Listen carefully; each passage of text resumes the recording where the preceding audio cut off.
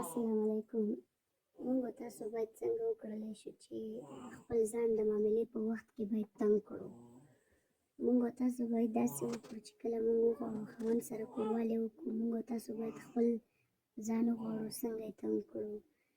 موږ سره چې خپل خاوند کله کوروالی کوي، موږ وغواړو ځان تنګ کړو، نو موږ باید خپل ساه بنده کړو او خپل لاندې څیز داسې ښه کلک کړو، ښه یې کلک کړو. چې کله خاوند سره کوروالی کوو داسې وخت کې موږ تاسو باید خپل ځان ښه کلک کړو. کله مو چې خپل ځان ښه کلک کړ، هغه نه بعد بیا موږ تاسو کولی شو خپل ځان تنګ کړو. موږ ترې هم مزه اخلو، خاوند ترې هم مزه اخلي او ځان هم تنګولی شو. نو موږ تاسو باید داسې وکړو، سمه ده؟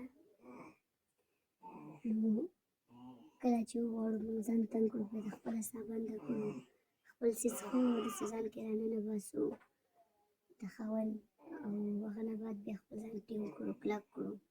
کله مو چې خپله ساه بنده کړو، ځان طرف ته مو خپل ځان لاندې ځای کله کش کړو، نو هغه نه بعد کولی شو موږ تنګ شو، سمه ده؟ نو داسې باید وکړو، سمه ده؟ خپل ځان څنګه تنګ کړو، باید خاوند ځای ځان کې ننه باسو، هغه نه بعد بیا موږ خپل ځان کلک کړو.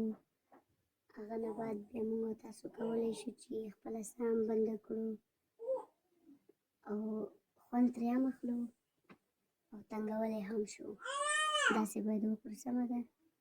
موږ تاسو باید خپل ځان داسې تنګ کړو چې خپل څیز داسې کلک کړو، داسې